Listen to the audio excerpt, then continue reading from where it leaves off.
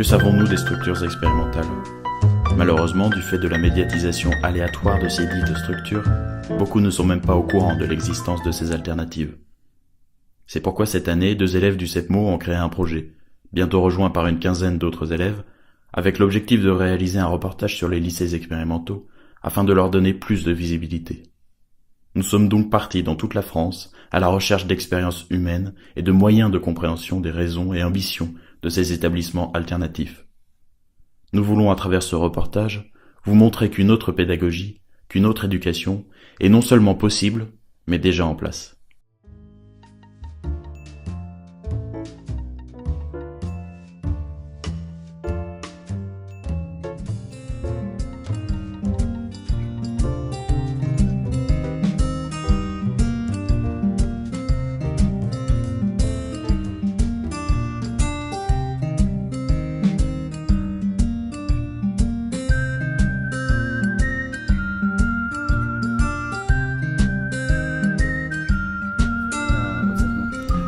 A priori, on prend tous les profils. Leur point commun, c'est de vouloir venir et de tenter une autre manière d'apprendre, d'accepter d'être dans un établissement et d'être partie prenante dans un établissement qui demande aux élèves de s'impliquer, de le porter aussi en étant force de proposition, en faisant preuve d'autonomie, en étant curieux, en acceptant aussi les défis d'être responsable et dans ce sens-là de se préparer aussi à une certaine forme de citoyenneté.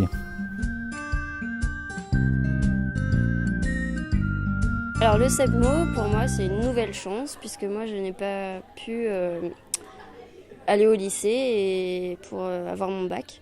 En fait, après la 3e, j'ai voulu aller en bac ST2S, donc c'est un bac technologique. Et comme il y avait très peu de place, j'ai pas été prise. Et du coup, j'ai pas voulu aller en filière générale en ES, c'était mon 2e vœu. Et donc j'ai pris un CAP, j'ai choisi de faire un CAP esthétique. Et je pensais que ça me plairait, et puis finalement, je me suis rendu compte que j'étais pas faite pour ce métier. Donc j'ai quand même eu mon examen et j'ai travaillé par la suite. Et après, j'ai décidé de reprendre mes études pour être kiné.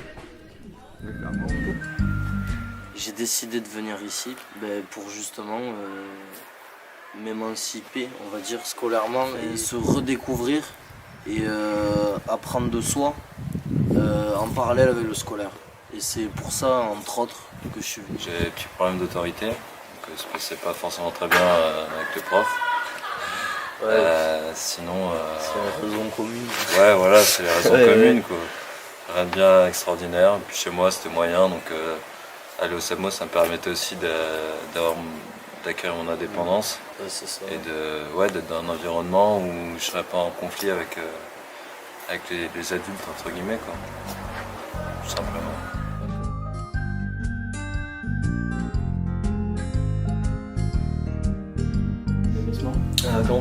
J'avais eu pas mal de problèmes au collège.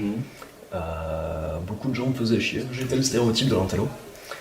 Donc c'était plutôt problématique pour moi. Je me faisais tacler tout le temps. Enfin, c'est ça qui m'a motivé à justement rejoindre le CEPMO.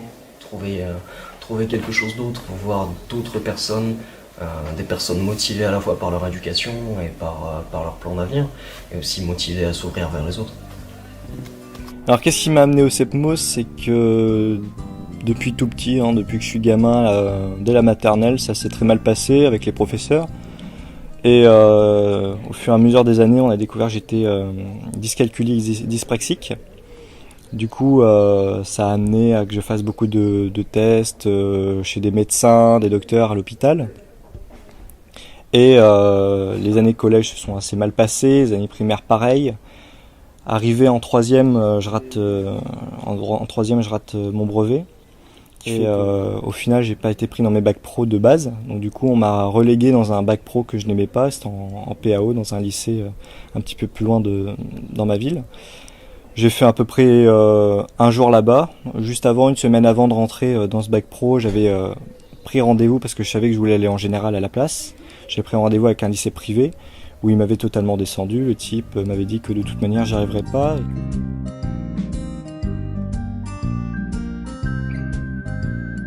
Ça a commencé par l'expérience classique que j'ai eue au collège. Ça a été une période assez compliquée, j'en garde pas un très bon souvenir, puisque je suis un ex-souffre-douleur. J'en ai vu des vertes et des pas mûres, ça passe par tout et n'importe quoi. Je vais pas vous faire la liste, mais j'ai le droit à tout, insultes, crachats, matériel détérioré, et tout le tralala quoi.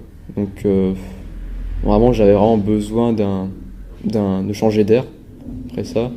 Et je voulais pas au lycée recroiser les mêmes têtes, celles qui m'avaient pourri ma scolarité. Donc vous allez toutes les deux dans la vingtaine d'années. Ça veut dire que vous avez redoublé? C'est un peu particulier, moi. C'est-à-dire que j'ai arrêté mes études, j'ai eu un petit garçon et je les ai repris dernièrement là en fait. D'accord. Moi j'ai fait une école de coiffure avant de faire un bac général. Donc c'est pas, vous avez pas fait, vous avez fait du collège quand même, du lycée avant Collège jusqu'en 3e. Ouais. Après, moi, 2 ans d'école de coiffure. Et après, je suis arrivée en première au Clé.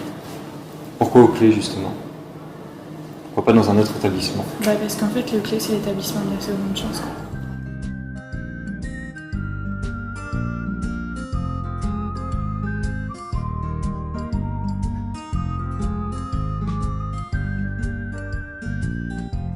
Voilà, je m'appelle Ariane Cabin. J'ai arrêté l'école pendant 2 ans. J'ai passé le bac 2 fois. Et puis voilà. Et puis je suis rentrée ici par recherche. Je m'appelle Samy, j'ai 24 ans. C'est ma 5e terminale. D'accord. C'est ma 5e terminale, c'est ma 3e de licence ici. D'accord. Toujours en terminale, 3e terminale ici. Et je crois que ça explique assez. On comprend vite le personnage de l'orientation. À la base, c'est pas forcément quelque chose que je voulais faire. Et voilà, puis j'ai eu besoin de me construire aussi moi-même, personnellement, en dehors de la scolarité, système scolaire, l'école. Ouais, donc voir la vie au spa. Voilà, c'est ça, pas la seule préoccupation de passer son bac.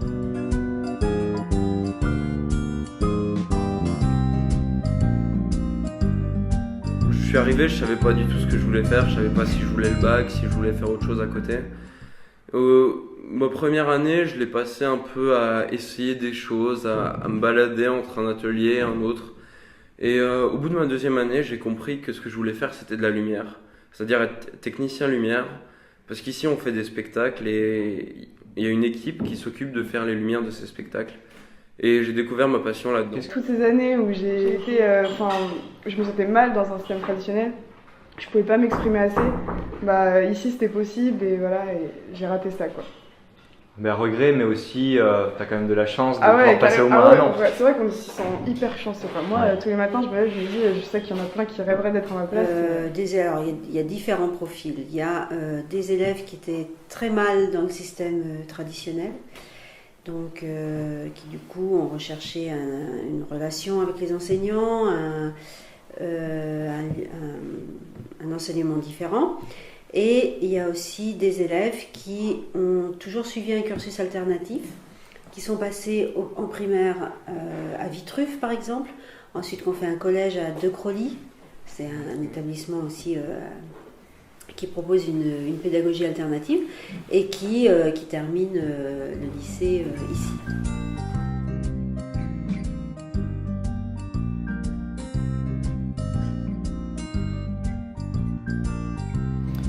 Moi avant le PIL, donc j'étais dans un collège privé. Ouais. Après le collège, je suis parti dans un établissement public, donc un lycée général.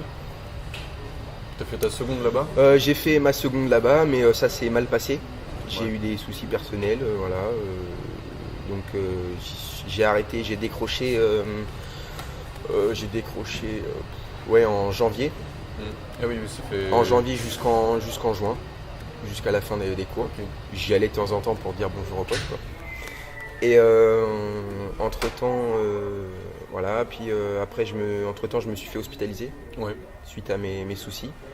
Et bon, je parlais avec mes professeurs et puis ils ont décidé de me faire redoubler. Donc j'ai redoublé dans le même établissement, en seconde, pareil, en général. Et ça a été la même chose. Ah, t'as fait une deuxième année en seconde Une deuxième seconde, ouais. D'accord. J'ai fait une deuxième seconde et ça s'est mal passé aussi.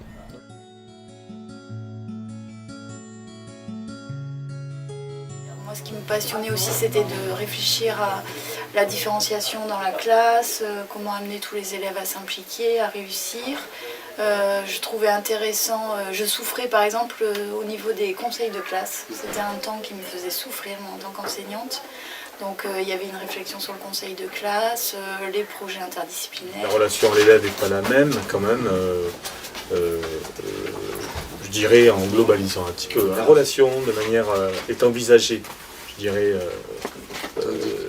est envisagée globalement par l'équipe comme assez différente et je dirais homogène, quoi. Alors que il y a dans les collèges où je suis passé auparavant, eh bien, chacun avait sa vision, ça pouvait friter, ça pouvait un petit peu être complexe, alors que là, je trouve que l'effet équipe réduite et aussi réunion où on se voit, où on discute ensemble, c'est vrai que ça crée aussi une harmonisation naturellement presque de la vision, de la relation, tout ça.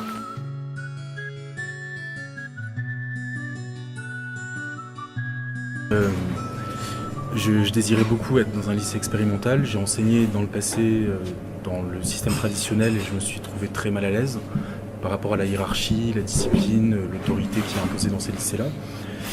Et c'est une manière d'enseigner qui ne me convenait pas. Du coup, je cherchais à enseigner autrement.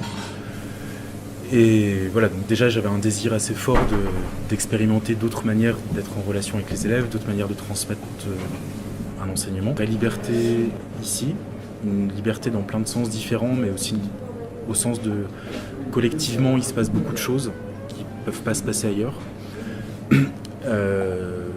Voilà, et donc la possibilité de parler autrement aux gens, d'expérimenter d'autres choses, de faire autrement de la philosophie tout simplement.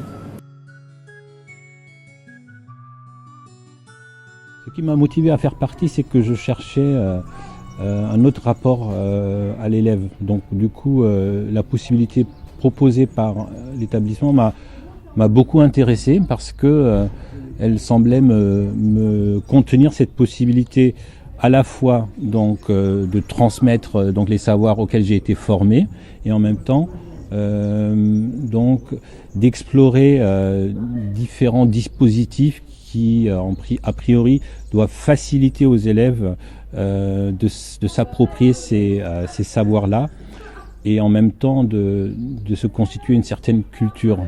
Je parle par exemple du soutien, de l'accompagnement qu'on fait en tutorat et puis aussi donc des dispositifs qui sont censés permettre aux élèves d'être partie prenante dans l'établissement, comme par exemple la coordination élève, l'agora.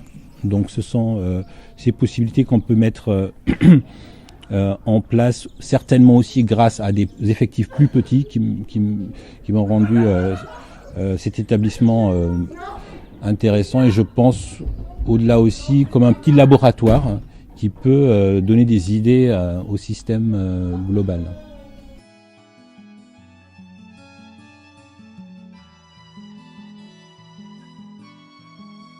Donc moi ça fait très longtemps que je suis au Clé. J'y suis venue pour plein de raisons. Déjà parce que le rythme scolaire il est quand même totalement différent par rapport à un établissement traditionnel. Vous avez peut-être remarqué, nos élèves fonctionnent par 45 minutes de cours ou 1h30. Non plus de cours proprement dit l'après-midi à partir de 14h30. Moi je suis professeur d'allemand, donc ça ressemble un petit peu aussi au système qu'il y a en Allemagne, hein, avec des après-midi qui sont libérés. Et puis le travail d'équipe aussi, moi m'a toujours intéressé. Le fait que ce ne soit pas forcément l'administration qui impose des choses, mais que ce soit plus de l'autogestion, hein, savoir l'émanation d'une équipe qui fasse remonter des projets, ça je trouve ça quand même très intéressant. La rotation des tâches aussi, hein, moi j'étais dans des tâches de direction, je n'y serai plus en septembre 2015, j'y retournerai peut-être à un autre moment, je trouve ça passionnant, parce qu'on n'est pas que prof quand on est au Clé, on est prof, on est aussi tuteur, et puis on peut être aussi amené sur des tâches tournantes à voir un peu le système éducatif dans son ensemble. On peut être amené à rencontrer des chefs d'établissement et voir un peu comment ça fonctionne ailleurs.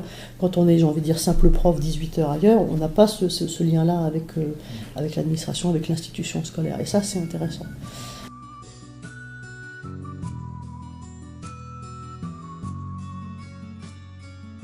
Moi, je suis un militant pédagogique. Quand je suis venu ici, c'était vraiment une volonté parce que ça correspondait à un projet qui m'est cher par rapport à la fois à mon engagement professionnel en tant que documentaliste et puis par rapport aux valeurs auxquelles je crois dans l'enseignement d'une façon générale.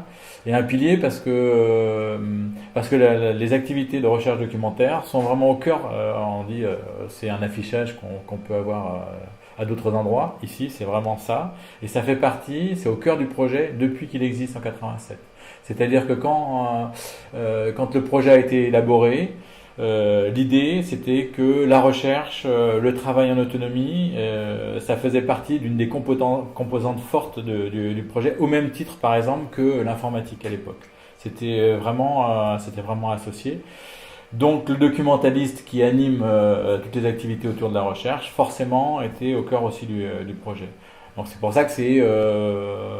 Et je crois que d'une façon générale, j'aimerais bien que ça soit un peu plus revendiqué dans les autres établissements innovants, la place de la recherche, puisque la place de la recherche et de l'accès à la documentation, c'est aussi la place à l'autonomie, ouais. Et le fait que les élèves soient en charge de projets. Nous voyons que dans ces établissements, nous retrouvons des profils d'élèves variés, avec des parcours divers, mais toujours à la recherche d'un système différent. Quant aux professeurs, ils partagent des valeurs communes. Ils travaillent en équipe pour élaborer les objectifs correspondant aux besoins des élèves. Au-delà de cette volonté commune de mettre l'élève au centre de la pédagogie, les établissements suivent des objectifs qui leur sont particuliers. Mais quels sont-ils ? Comment est venue alors l'idée de Clisthène ? Au départ, c'est un chef d'établissement et une CPE qui travaillait ici au Collège du Grand Parc, qui était formateur prévention violence, et à force d'aller dans des établissements résoudre des situations conflictuelles, de proposer des dispositifs aux équipes, se sont dit autant faire un établissement qui d'entrée de jeu met en jeu tous ces dispositifs mais de façon cohérente et en synergie avec toute une équipe qui tourne autour de ça. Le CEPMO, c'est un lieu de rencontre avant tout. Un lieu où finalement on vient partager une expérience humaine qui se base en fait sur les apprentissages. Voilà. Mais autour des apprentissages, il se passe un certain nombre de choses parallèles qui font en fait toute la richesse et la diversité. Ce qui est particulier au LAP, je ne sais pas si c'est le cas pour les autres lycées expérimentaux, mais c'est qu'on ne peut pas dire tout à fait qu'il y aurait un système ici. C'est-à-dire que c'est une institution qui est en perpétuelle évolution et perpétuelle remise en cause. Ce qui est assez déroutant par exemple quand on arrive, parce qu'il y a personne qui te dit voilà comment ça fonctionne ici, on fait ça, et de cette manière-là. En fait tu débarques, tu as plein de réunions, plein de choses qui se passent, plein de choses qui se disent, et en fait tu sens qu'il n'y a rien de fixe ici.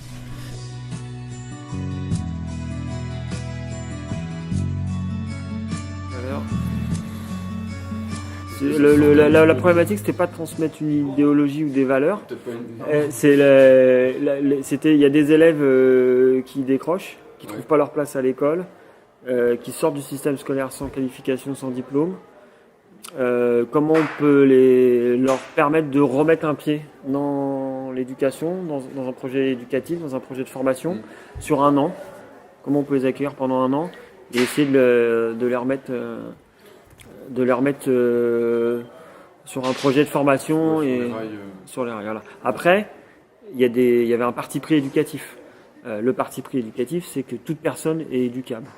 Un double objectif en fait, créer d'abord évidemment l'objectif bac, donc comment suivre une scolarité quand même assez complète, et puis développer ce qu'on pourrait appeler un projet de vie. Moi je dirais plus modestement se réconcilier avec une chose assez précise qui n'est pas la vie tout entière, qui est apprendre. C'est quand même important de se réconcilier avec le fait d'apprendre, parce qu'ils veulent le bac, mais ils veulent aussi poursuivre des études après le bac. Donc du coup, il faut que ce soit un lycée qui soit ouvert sur l'extérieur, et qui laisse la possibilité aux jeunes de sortir, de rentrer, d'aller voir ce qui se passe dehors, de le ramener à l'intérieur, de prendre ce qu'ils font à l'intérieur, de le ramener dehors. Ouais, toutes ces questions-là, elles sont traversées pendant toute la scolarité. Dans un premier temps, c'est d'abord ouvrir les possibles et tout ce qui peut être accessible. Et puis ensuite, c'est de leur faire éprouver des projets qu'ils annoncent de reprise. Si ce projet il est complètement réaliste et il est porté par le jeune, ben, vous avez déjà gagné. Le travail, il se met vraiment en place quand il y a un décalage entre ce que le projet qu'annonce le jeune et ce qu'il est capable d'obtenir dans l'année impartie par le lycée.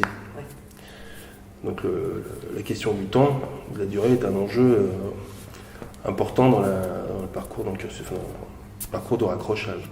Malgré l'aspect très scolaire de l'objectif bac, que la plupart des structures partagent, d'autres aspects plus sociaux, plus directement liés à l'éducation alternative, prônés dans ces établissements, se retrouvent au cœur de leur projet éducatif. On retrouve en effet une volonté d'aider l'élève sur un plan personnel, de lui donner les moyens lui permettant d'atteindre une certaine autonomie. Et plus que tout cela encore, les outils permettant à l'élève de se construire et de réaliser ses projets. Par là même, ces structures tentent de redonner l'envie d'apprendre et de travailler à l'étudiant. Pour que puissent s'épanouir les élèves, ces lycées ont dû innover et s'adapter au public. En fonction des milieux et profils, on trouve alors des objectifs différents, mettant cependant toujours l'élève au centre. Certains ont par exemple privilégié des petites classes, ou bien d'autres les travaux manuels.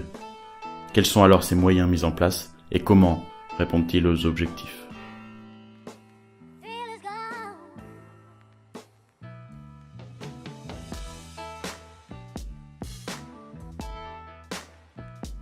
Oui, alors en effet, on a la chance d'être innovant, entre guillemets, c'est-à-dire qu'on a la possibilité de travailler notamment avec les tablettes dans tous les niveaux. Donc suivant les professeurs, c'est utilisé de façon différente. Voilà, déjà premièrement, ça évite de faire énormément de photocopies, donc ça protège l'environnement. Et puis après, pour chaque professeur, ça va être utilisé avec des applications différentes. Nous, en tant que professeurs de langue, on peut l'utiliser pour déjà s'enregistrer, les évaluations à l'oral, des choses comme ça. Ça peut être évidemment pour voir les documents. Il y a plein d'applications différentes qui permettent aussi aux élèves de s'exprimer. Voilà. Donc c'est vraiment un outil assez intéressant. Il y a vraiment une ambiance différente des autres lycées, avec les profs, avec les élèves. Il y a beaucoup d'autonomie. Puis c'est un lycée international, donc c'est toujours intéressant de rencontrer d'autres cultures. Voilà. J'ai aussi appris des valeurs au sein de ce lycée, comme la solidarité, par exemple, l'entraide. Comme on est très peu, on se connaît tous, ou presque. Donc du coup, un bon mélange de culture, d'idéologie et de façon de vivre. Donc beaucoup de positifs en soi. Et moi je suis venu dans le cadre plutôt ACF, vraiment de l'autonomie, je recherchais vraiment l'autonomie. Et quand j'ai vu ACF, ça m'a conforté dans mon idée d'être vraiment 4 heures vraiment tout seul avec un prof référent et pouvoir monter un projet. Donc ça ne nous apporte pas le côté théorique, mais le côté aussi pratique. Mais c'est ça, je trouvais aussi c'était vraiment fort.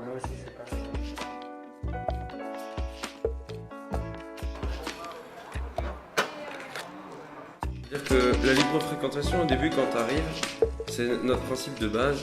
C'est-à-dire que tu penses que tu peux venir ou pas venir. Si t'as pas envie de venir au lab, tu viens pas, tu restes sous ta couette et tu fous rien. Mais en fait, ici, au bout d'un moment, tu commences à comprendre que la libre fréquentation, en fait, c'est juste que si un cours t'intéresse pas forcément, et au sein du lab, tu peux juste changer ton emploi du temps, aller à un autre cours, essayer de t'intéresser à d'autres choses. C'est-à-dire que par exemple, moi qui suis en terminale ES et qui ai des grosses difficultés en maths, j'ai pas forcément le niveau de terminale ES justement, donc du coup je peux aller aussi à des cours de seconde ou de première pour essayer de rattraper un peu mon retard, quoi. Donc ça c'est un peu intéressant. En fait la libre fréquentation des cours, ça veut aussi dire qu'on peut aller dans n'importe quel cours, quoi. Pas que ne pas aller en cours.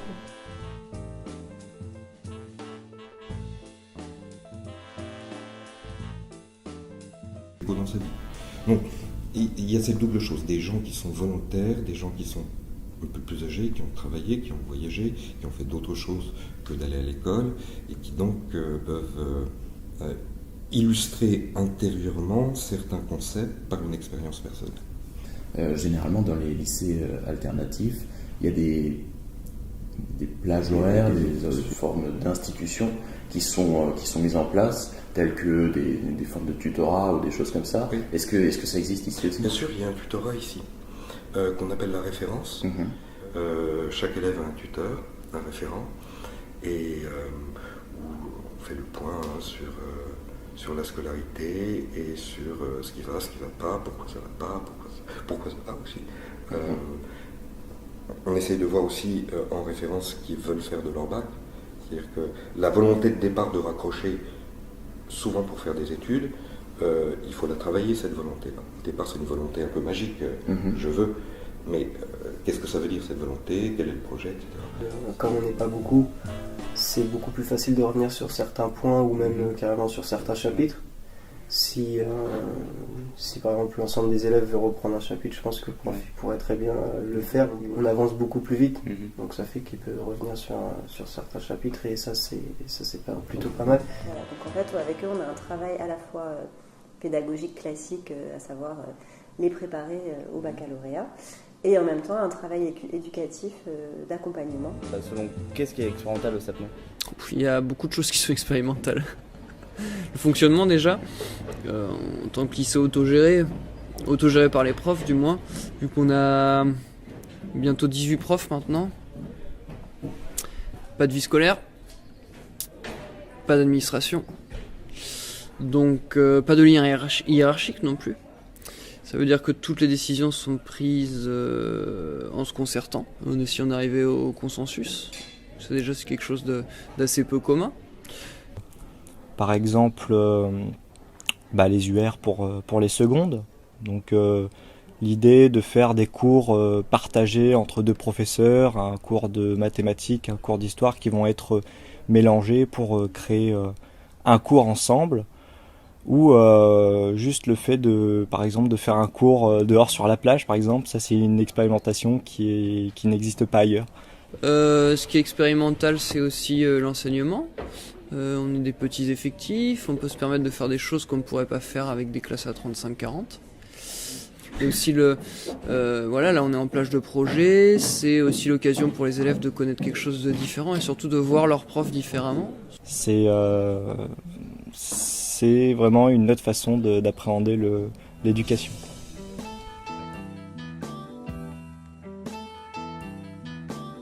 La plupart des lycées expérimentaux s'inspirent de la philosophie de l'éducation rousseauiste.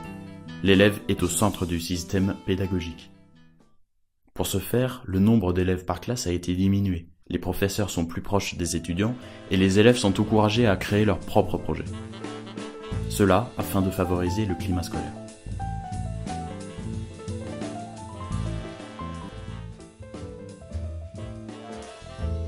Au cours de nos voyages, nous avons découvert diverses méthodes d'enseignement, divers objectifs propres à chaque établissement qui nous ont permis d'élargir notre connaissance de l'éducation alternative.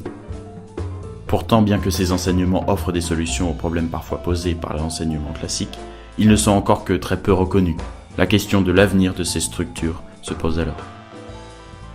Le système de la base, c'est un collège-lycée. C'est-à-dire que ce qui nous manque, il nous manque encore un étage de la fusée, c'est l'étage de la seconde générale et technologique qui nous permettrait de finaliser le cycle d'orientation.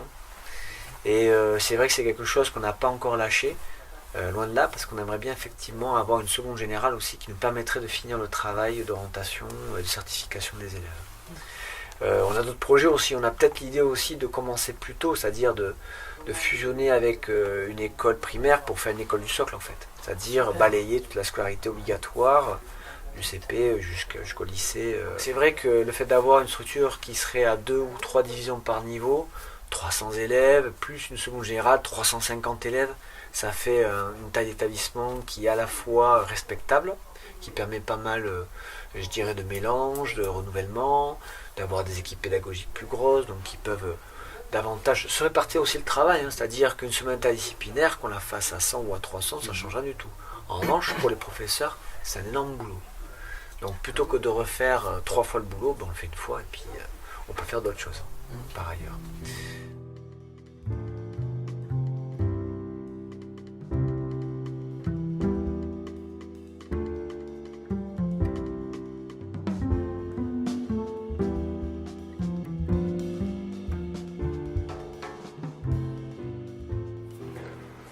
Alors le PIL, il évolue pas mal, puisque pour l'instant, en fait, on avait une sorte de développement de raccrochage horizontal sur les différents vecteurs de raccrochage, alors par la solidarité, le développement durable, la manipulation de matériaux, le sport, pour ce qui est du ELI, l'interrogation des savoirs scolaires. On avait un dispositif comme ça de raccrochage horizontal. Et puis avec l'association de l'arrivée du micro-lycée, on a maintenant un raccrochage vertical avec une classe de première et de terminale. Et l'année prochaine, ou à l'avenir, on va certainement créer une structure qui ferait un peu le nœud entre tous ces dispositifs horizontaux et un accès à la première du micro-lycée. Donc ce serait une sorte de classe seconde préparatoire, mais qui serait assez souple en termes de fréquentation. Ce ne serait pas une seconde type d'1 an pour préparer au micro-lycée. Ce serait aussi un lieu pour permettre à des jeunes qui sont en lycée intégral ou ailleurs de venir faire un stage une semaine, 1 mois pour découvrir des pratiques, des choses et puis repartir.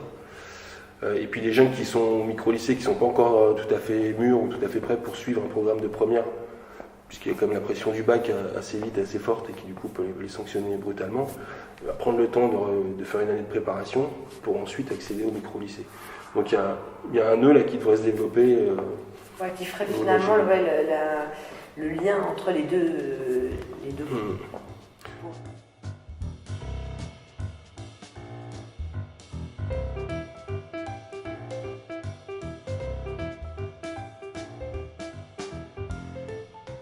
Et du coup, il y a un nouveau projet qui s'appelle Future Classroom Lab, qui rassemble toutes les expertises de tous les projets d'avant. Et le but, c'est de tester les nouveaux scénarios, créer les nouveaux scénarios pédagogiques avec les nouvelles technologies, mais pas que, en tenant compte de l'espace physique d'apprentissage. Donc on essaye de repenser l'aménagement des salles pour faire des classes de demain, vous pouvez imaginer ça comme ça, dans lequel on organise les choses par rapport aux situations d'apprentissage, c'est-à-dire si les élèves veulent collaborer, on va les mettre dans un espace où il y aura des canapés ou je sais pas, ou un endroit pour pouvoir discuter. Si les élèves veulent produire, on va les mettre avec une caméra par exemple, avec un système, un studio pour qu'ils puissent produire une émission de radio, voilà. Et puis avoir du coup des espaces différents en fonction de ce qu'on voudrait que les élèves fassent ou de ce que les élèves vont faire. Peut-être que demain, les classes seront toutes des classes de demain.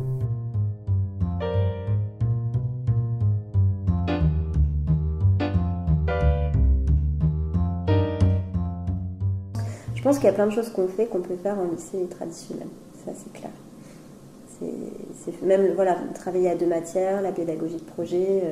Moi, c'est des choses que je faisais avant d'aller venir au micro-lycée, que j'ai développé plus ici, mais qu'on peut quand même faire.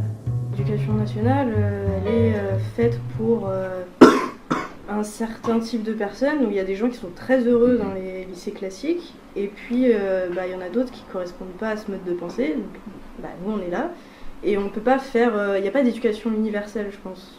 Il y a besoin d'avoir plein de types d'éducation différentes parce qu'on est tous différents dans notre façon de penser. Moi déjà, je pense pas qu'on pourrait faire des lycées comme ça partout en France parce que même des fois, à chaque fois justement je reviens au stage, mais à chaque fois il y a des élèves qui viennent le premier jour et après ils se barrent et ils appellent un prof pour dire mais moi je pourrais pas être là-dedans, ça me convient vraiment pas. Donc je pense vraiment que le tradi ça convient vraiment à des personnes, mais on devrait faire peut-être moitié-moitié je pense. Moi je pense qu'on devrait déjà laisser plus de liberté à chaque lycée de trouver son mode de fonctionnement qui lui correspond. Donc du coup à ce moment-là il faut vraiment interroger les élèves. Je pense qu'il y a plein de choses qui sont possibles à faire. Le lycée Autogéré on a un bon exemple, ça fait 30 ans que ça existe et puis on tient la route, on est encore debout. Donc c'est pas complètement une utopie de se gérer complètement. C'est surtout l'état d'esprit au niveau de l'enseignement qu'il faudra peut-être mettre dans les autres lycées. Pas forcément à chercher à enfoncer un élève, mais comme ils font, dès que ça va pas, tu prends l'élève à part, tu lui dis ouais, t'as ça qui va pas, essaye de corriger. Et Ça, la mentalité par rapport à l'enseignement et aussi les soutiens. Les soutiens dans les autres lycées, c'est pas forcément ça. Ici, on a vraiment des plages spécifiques au soutien et même l'après-midi, après les cours, les profs sont disponibles. C'est-à-dire que les lycées expérimentaux, comme vous le savez, puisque Oléron comme Le Clé, font partie des 4 lycées de départ, historiques, on va dire, nés en 82. Il y a quand même eu des petits qui ont été faits, parce que vous connaissez les autres lycées expérimentaux qui existent, j'imagine, en France, Grenoble, des micro-lycées aussi. Micro-lycées, Grenoble, Poitiers, etc. Il y a eu quand même d'autres expérimentations de fait. Il y a une petite vingtaine de microstructures ou de structures un peu plus importantes. Donc les choses ont quand même évolué, mais on pourrait imaginer que l'idéal serait qu'il y ait un lycée expérimental par académie. C'est ça qu'il faudrait, je crois, dans l'idéal, à savoir une offre scolaire qui soit faite au moins aux élèves qui le souhaitent. Je pense que le Clé ou le Lab ou peut-être Oléron ne convient pas forcément à tous les élèves, ni à tous les profs, mais qu'il y ait une offre possible, parce qu'on a quand même beaucoup de demandes au Clé sur l'Académie de Caen, région de Basse-Normandie. Donc le fait que plus d'élèves puissent avoir cette opportunité, ce serait quand même une bonne chose, parce que nous on refuse forcément beaucoup d'élèves. Vous le savez peut-être, on n'a que 2 classes de chaque niveau, donc forcément ça fait des petits effectifs et on a souvent beaucoup plus de demandes que de places. Donc on pourrait espérer que les choses bougent un petit peu. On sait bien que c'est pas simple, on sait bien qu'il y a des profs qui sont très engagés dans des modifications de leur statut de prof, puis il y en a d'autres qui ne le sont pas. Il y a des enseignants qui veulent faire 18 heures dans leur matière, ne pas forcément avoir à se préoccuper de tutorat, de choses comme ça, ou faire autre chose que leur matière. C'est aussi un peu redéfinir ce qu'est être professeur. Donc c'est pour ça qu'il faut être volontaire pour venir au Clé en tant que prof et aussi en tant qu'élève. Il apparaît alors que prendre en considération l'élève dans son individualité est primordial. C'est pourquoi les dispositifs pédagogiques de l'enseignement expérimental offrent des alternatives concrètes à l'éducation classique. La nécessité de recourir à une diversité de méthodes pédagogiques, aussi bien classiques qu'alternatives, paraît aujourd'hui nécessaire, afin de mieux s'adapter à la diversité de profils d'élèves. La solution ne résiderait-elle pas alors dans l'implantation égale de multiples méthodes pédagogiques ?